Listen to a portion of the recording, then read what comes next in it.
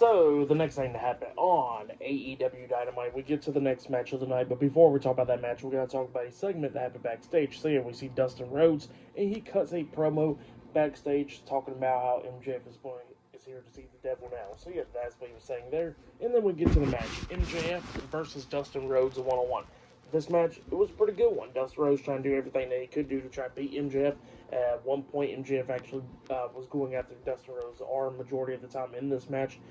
Dustin actually hits Crossroads onto MJF at one point, getting a 2 count out of that.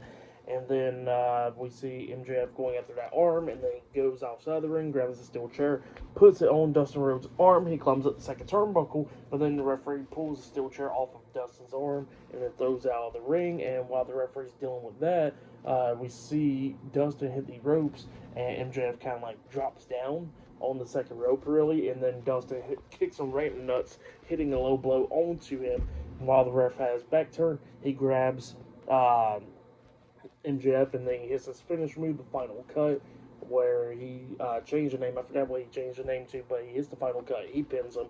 1, 2, MJF barely kicks out 2. MJF goes back after the arm when Dustin was trying to hit the final cut again, and then MJF hits the final cut onto Dustin, and then he pins him, but Dustin kicked out at 2, and then we see MJF locking on the armbar, but Dustin was not going to tap out, so he locks on the crossface, and then Dustin Rhodes passes out. So yeah, MJF defeated Dustin Rhodes tonight on AEW, and then after the match ended, he locks on that armbar again, beating the hell out of Dustin and all that up until Adam Page comes out there, and then he gets face to face with MJF, and then both of them start brawling inside the ring.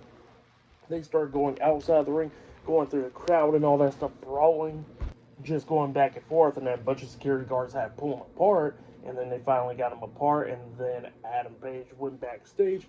MJF at one point threw beer in one of the fans' face, which was pretty funny, and then he gets into the ring, he grabs a mic, and he starts talking about how Adam Page sucks, and that he's a coward and all that, and that he's scared of him and all that, because he had to go backstage. And then Adam Page comes running out there, and both of them starts brawling again, and then they had to get held back from the security guards. So yeah, that's what happened there. Pretty good stuff for the match. What happened after the match, I'll give it all 3.5 stars. That's what I'll give that.